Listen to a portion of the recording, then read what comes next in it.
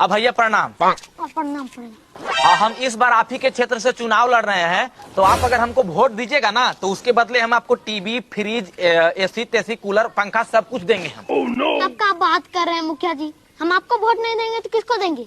हम आप ही की तरफ से हैं। Thank you. मुखिया जी पीछे विपक्ष पार्टी आ रहा है। चलो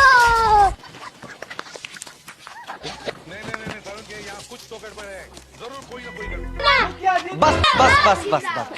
अब भाई साहब, हम आप ही के क्षेत्र से चुनाव लड़ रहे हैं। हमारा चुनाव चिन्ह है खटिया छाप, तो आप हमको वोट दीजिएगा तो हम आपके रोड, गली नली सब बनवा देंगे।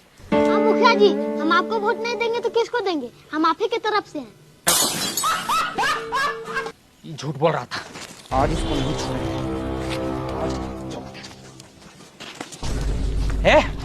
झूठ बोलता है। अगर हमको वोट नहीं देगा तो गोली मार देंगे, गोली।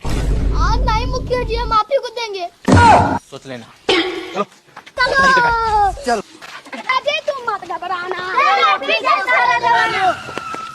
लेकिन एक सेकंड,